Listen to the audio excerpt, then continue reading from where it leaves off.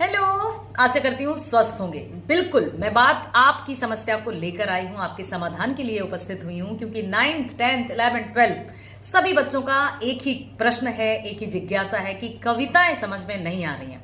कविताओं को समझने के लिए क्या उपाय किए जाएं, कैसे हम कविताओं को समझें। तो ध्यान से सुनिए बेटा, कविताओं की जो भाषा होती है वो साधारण भाषा तो होती नहीं है, क्योंकि रचनाकार सूरदास, तुलसीदास, रसखान, मीराबाई, तो उस समय की जो रचनाएं थी या जो हम रचनाएं पढ़ रहे हैं, ठीक है, उनमें कभी अवधी भाषा, कभी ब्रज भाषा, कभी सदुक्कड़ी भाषा, कभी पंचमेल, तो कभी मारवाड़ी, कभी बंगाली, तो कहीं बंगाली तो नहीं है लेकिन इस तरह की राजस्थानी या मारवाड़ी भाषाओं का प्रयोग है, गुजराती भाषा का भी प्रयोग है मीराबाई के पदों में।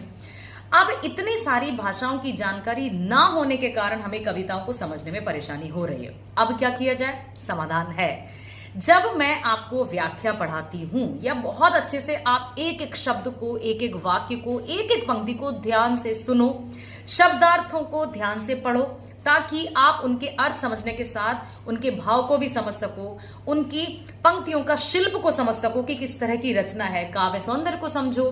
ठीक है, तो जब हम कभी किसी की भी रचना पढ़ें, सूरदास जी हो, तुलसीदास जी हो, कबीरदास जी हो, मीराबाई हो, रसखान जी हो, जिसकी भी हम रचनाएं पढ़ते हैं, अवधी, ब्रज, ठीक है, इस तरह की भाषाओं का प्रयोग होता है, तो आप ध्यान से सुनिए, एक एक पंक्ति को ध्यान से सुनिए। एक बार में बिल्कुल समझ में नहीं आएगी, आपको 2-3 बार व्याख्या को सुनकर समझना होगा और समझकर सुनना होगा। फिर देखिए आपको कैसे बिल्कुल आसानी से समझ में आने लगेंगी, इवन आप दूसरों को समझा पाएंगे। बिल्कुल, ये मैं आपसे प्रॉमिस करती हूं कि यदि आप ध्यान से सुनेंगे, सुनकर समझेंगे और समझकर सुनेंगे, तो कविताएं भी आपको आसान लगेंगी। बाकी हम है ना। Love you all.